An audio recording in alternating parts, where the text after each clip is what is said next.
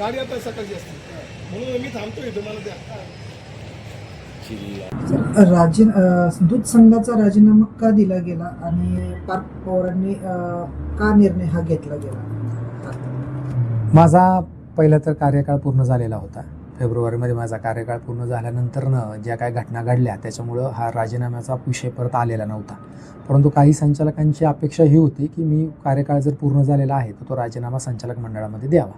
पण मी पक्षश्रेष्ठीवरती विश्वास ठेवून पक्षाशी एकनिष्ठा असल्यामुळं मी माझा राजीनामा पारदादा किंवा वहिनींकडे देणं योग्य समजलं आणि त्या पद्धतीने मी तो राजीनामा पारदादांकडं 2 दिवसापूर्वी नेऊन दिला आणि पुढचा निर्णय त्यांच्यावरती सोपवला. तुमच्या कार्यकाळामध्ये काय बदल घडवले तुम्ही आणि कशा पद्धतीचं कामकाज केलं तुम्ही? खरं तर खूप चांगला अनुभव होता. दूध संघासाठी शेतकऱ्यांसाठी चांगलं काम करायची मला संधी मिळाली. माझ्या कुटुंबाला 37-40 वर्षानंतर ही संधी मिळाली तर मी त्याच्यासाठी पूर्ण प्रयत्न केला. जास्तीत जास्त काळ दूध संघामध्ये घालवण्याचा प्रयत्न केला. आम्ही एकंदरीत जर तुलना करायला गेलो मागच्या वर्षासोबत तर 6.5 कोटीचं जास्त उलाढाल करू शकलो. त्याच्यानंतरनं आम्ही 7.5 कोटीचं जास्त विक्री करू शकलो. मला वाटतं की ना ही एक मोठी गोष्ट आहे की जी मी माझ्या कार्यकाळामध्ये करू शकलो.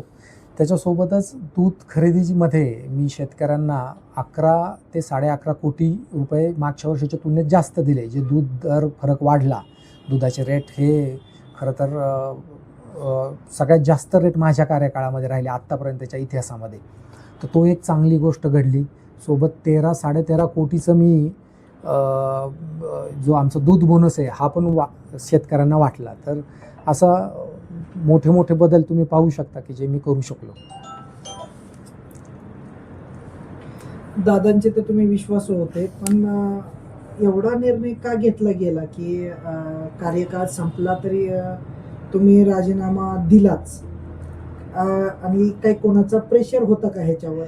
नाही, संचालक बॉडीवरती म्हणा या अजून कोणा या संघातल्या काही जुने चेअरमन असो काही यांचा प्रेशर होता का की ते पार्थ पवारांना सांगून तुमचा राजीनामा घ्यायलाच लावला? असं नाही, थोडासा संभ्रम हा होता की ना सुरुवातीला पारदादांचा निरोप, त्याच्यानंतरनं वहिनींचा निरोप. वहिनींना मी जे सुरुवातीला भेटलो की वहिनी साहेब आपल्याला ह्याच्या बाबतीमध्ये काहीतरी निर्णय घ्यायला हवा, कारण की राजीनामा किंवा चेअरमन बदल करायचा आहे नाही करायचा ह्याच्या बाबतीमध्ये निर्णय झाला तर आपण तर माझ्या कार्यकाळामध्ये माझा प्रयत्न राहिला की दूध संघाचं विक्री येणे बाकी जी आहे तिची सुद्धा काहीतरी कमी करण्यात यावी की जेणेकरून तो जो काही कोट्यावधी रुपयाची येणे बाकी आहे ती सुद्धा आणखीन मी कमी करून त्याचा फायदा संघाला करू शकेल. तर मागच्या वर्षीच्या तुलनेत ती 5 कोटीने मी कमी करू शकलो. तर ती एक गोष्ट की जे फंड मला माझ्या शेतकऱ्यांसाठी किंवा माझ्या कामकाजासाठी वापरता आला. त्याच्यासोबतच एकूण कर्ज जे होतं आपल्या दूध संघावरती ते सुद्धा मला एक 4-5 कोटीने कमी करण्यात यश आलं की ते कमी व्हावं, दूध संघावरचा लोड कमी व्हावा हा त्याच्यामागचा स्वच्छ असा हेतू होता. सोबतच भविष्य लक्षात घेऊन दूध संघाच्या FD आणखीन कशा वाढू शकतात त्याच्यासाठी सुद्धा मी काम केलं आणि 2.5 कोटीच्या आसपासच्या FD मी वाढवू शकलो. तर हे अशी गोष्टी आहेत की ज्या सर्व काम केल्यानंतरनं, सर्व कष्ट केल्यानंतरनं, सर्व मार्केटिंग आणि सगळं व्यवस्थित चालवल्यानंतरनं मला वाटतं यशस्वीरित्या मी करू शकलो.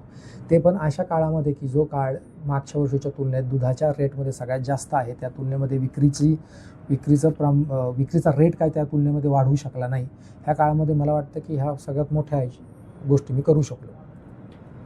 आता पुढील काय तुम्ही चेअरमन पदासाठी काय वहिनींपाशी म्हणा या पार्थ दादापाशी तुम्ही काय मांडणार का तुमचा प्रस्ताव? नाही. मला वाटतं की जी संधी मिळाली त्याच्यामध्ये मी जे काय करू शकलो माझ्या बौद्धिक शारीरिक क्षमतेचा मी 100% देण्याचा प्रयत्न केला आणि मला वाटतं की मी आता ती मागणी करण्याचा प्रश्नच येत नाही. उलटी पक्षाने हा निर्णय घेण्यामागचा त्यांचा हा पण उद्देश असलाच आहे की मी सगळी घडी कशी व्यवस्थित बसू शकेल, आणखीन कोणत्या तालुक्याला कसा न्याय देऊ शकेल, तिथे जर काही कमी पडतं आहे तर ते आणखीन चांगलं कसं करू शकेल.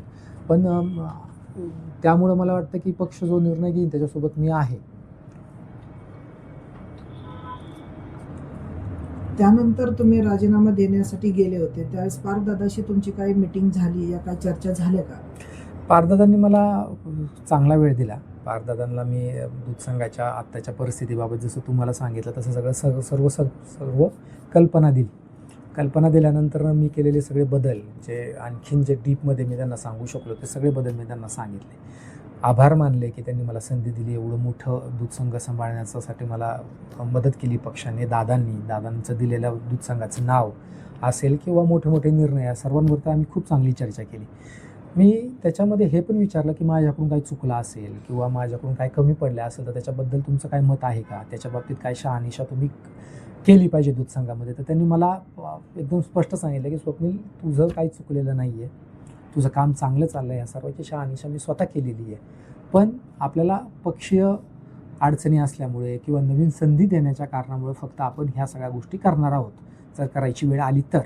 त्यामुळं ते आणि मला वाटतं आम्ही दोघं समाधानी होतो. जे काही कार्यकाळामध्ये मी जी काही कामं केलेली आहेत ते सर्व पाहून भविष्यामध्ये आणखीन चांगली संधी मिळावी म्हणून मी त्यांना विनंती केली आणि त्यांनी मला आणखीन चांगलं काम देईल, तू माझ्याच टीमचा एक व्यक्ती आहेस असं सांगून मला भविष्यात नक्कीच चांगली संधी पारदादा वहिनी देतील असं मला वाटतं.